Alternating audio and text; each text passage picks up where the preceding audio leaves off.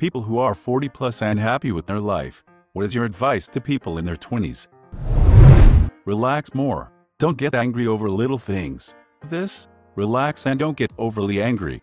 While others talk about material things or experiences, the real lesson is to accept that things won't always go the way you want them to, and that's okay. Didn't marry your perfect spouse? That person doesn't exist. Align expectations to reality and appreciate those who love you for who they are. Or find new people. Didn't buy the perfect car. Oh, well, it still gets you where you're going. Define your criteria for the next one and work towards it. Didn't get the perfect house? Probably not. But it's yours and you can fix it. Didn't get that promotion? Don't be so sure it would have worked out the way you think it would have. Vacation wasn't perfect. Are you sure about that? Or were your expectations too high? Point is, relax. Enjoy the ride, work to your goals, but remember, none of it matters if you can't enjoy it along the way. I've had a build-up of anxiety for a while, and this actually calmed me down a bit. Thanks. There's an old book, How to Stop Worrying and Start Living by Dale Carnegie. It may be corny and a bit dated, but its guidelines are still, I think, great. The one that helps me every time I get a bit whacked out. Live in day-type compartments. Don't think about yesterday or tomorrow. Focus on today, the here and now. Take care of your teeth. This is the only set you're ever going to have, and you don't want to neglect them and mess them up like I did. I've got crap tons of fillings which don't last forever and need replacement. A filling isn't as good as the real thing, and filled teeth can break, requiring crowns. I have two and it sucks. Brush and floss thoroughly every single day without exception. Hell, get an electric toothbrush. See the dentist regularly. Ditch the sugary drinks. I was a raging alcoholic in my 20s and thought I would never recover from it. I never found a real job using my first degree or my master's. Part of it was because I was always drunk. Part of it was the job market at the time. I went back to school in my 30s and found something I like a whole lot more. Now, I'm married, nearly 10 years sober, and have a great job. My point is, if you end up on the wrong path or don't like where you are, there's always time to turn around and change it. Too many people just assume they're stuck where they are and stuck with the issues they have. I'm not sure who said it, but once I read this online. Don't cling to a mistake just because you spend a lot of time making it. And I think about it all the time.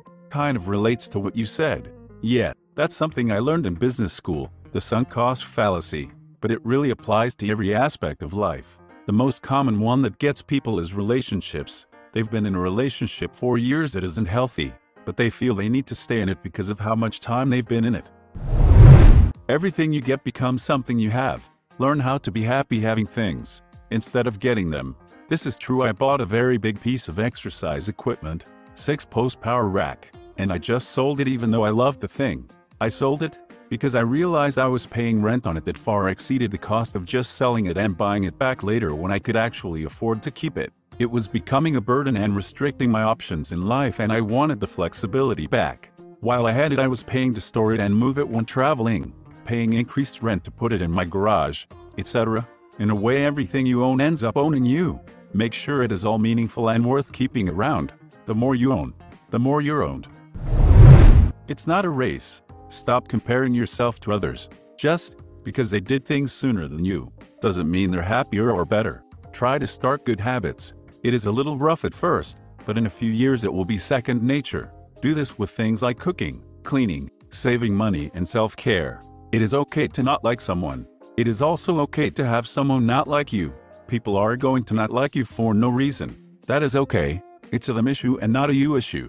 Don't be an ass to everyone and give them reason to dislike you. But also know that you are under no obligation to put up with someone else's bad friendship. There is no shame in seeing a mental health professional. It's not a race. Stop comparing yourself to others. Just because they did things sooner than you doesn't mean they're happier or better. I agree. Life's not a checklist.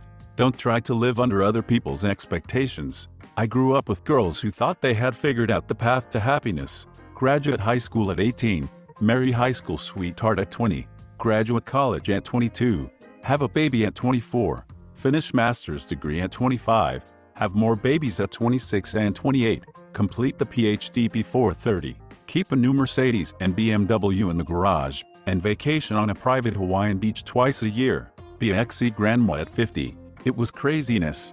To accomplish anything less than this was to be a total failure at life. Some of these girls were in constant competition with each other for years. Who got the better GPA? Who has the biggest engagement ring? Whose baby started walking first? Who has a flashier car? Who can still wear their high school cheerleader uniform to arouse a husband when he comes home exhausted from working his high-powered job? Never realizing that they were miserable. Their plans for a perfect life left no time to live. Running yourself into the ground is no way to live. And even if everything could go exactly as planned, then what? Get married, then graduate college? Have a baby, then get a master's degree? A year later? Then a PhD within 5 years, but not without 2 more babies first. Anyone who managed that probably has just enough energy left to stagger around in a daze. Get a regular exercise routine going and stick to it like your quality of life depends on it. Because it does. I exercised a lot in my early 20s, then stopped. After having a kid while in my mid-30s, I am trying to get back into shape and doing a lot of weightlifting. I can't believe I stopped for so many years. Find an exercise you like. I hated treadmills and bikes, but love my rowing machine, because I can watch TV. I didn't really like home gyms, but I am enjoying doing an entire routine with a barbell. It is way easier to keep up exercising if you find something you enjoy, or at least don't hate. I also used a one-on-one trainer, until quarantine started, who pushed me and kept me motivated. Expensive, but it was totally worth it for me. Find an exercise you like is key, but also to lower your threshold. In my 20s, I ran marathons. At some point, if I couldn't get a 30-45 minute run in, I wouldn't get out the door. Some exercise is always better than no exercise, and one that you like is exercise that you'll stick with for the long term.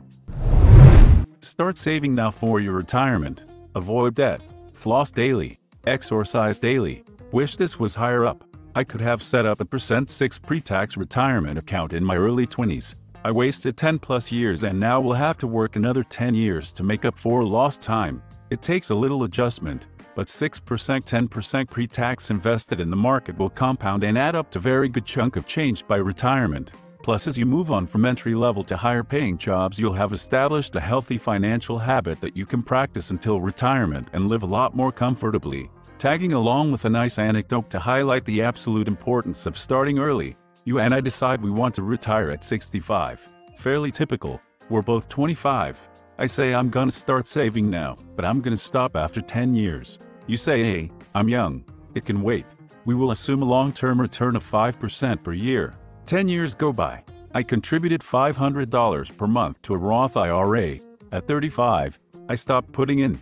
I contributed a total of $60,000. You decide now is your chance. You plan to contribute as much as I did, $500 a month, but you figure you're behind, so you're gonna do it for 30 years. That's 3 decades. 3 times as long as I contributed. So I contributed $60,000 from 25 to 35. You contributed $180,000 from 35 to 65. Well, too bad.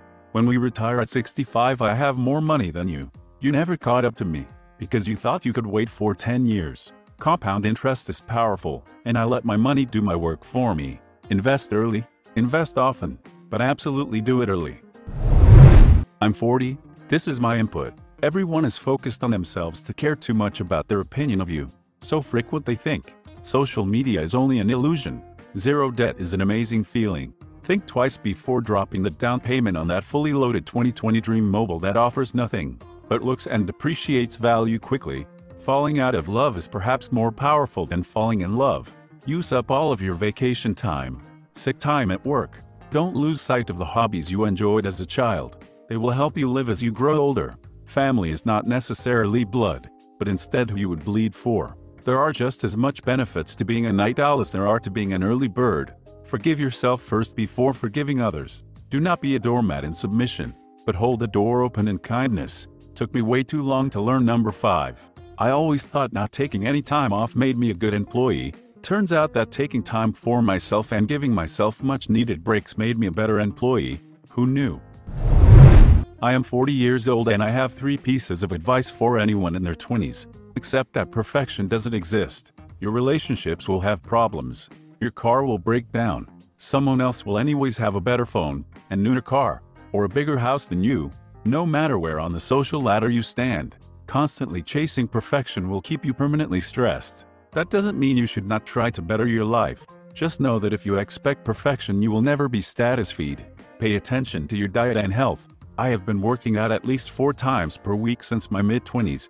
I am fitter, healthier, and look younger than almost everyone else my age. Don't stop doing the things you love. Even though I have a wife, kids, job, etc., I still make time to play video games, draw, write stories, read comics, play basketball, listen to music, etc. There is no reason to become a miserable old bastard. Yes to all your points, but very much to number 3.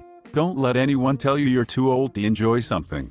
We all grow out of hobbies, but the things that give you joy now will very possibly always give you joy. Don't forget that feeling. And sure, when you get married and start a family, you're not going to have the time for all-night gaming anymore, but that doesn't mean you can't do your hobbies at all, or even start new ones. When I was mid-30s and knee-deep in a couple of toddlers, I decided I wanted to learn how to draw. I really needed something for me, and a pencil and paper were easy to put down if I had to kiss any boo-boos or feed my kids. This has led to a bunch of different art mediums: stained glass, lino cuts, paper craft, and a source of joy, accomplishment, curiosity, and friendships for me. Thanks for watching. If you enjoyed the video, please smash the like button and leave a comment which story you liked the most. Subscribe and hit the bell notification for updates on our latest videos. And don't forget to check the links in the description box for more awesome content.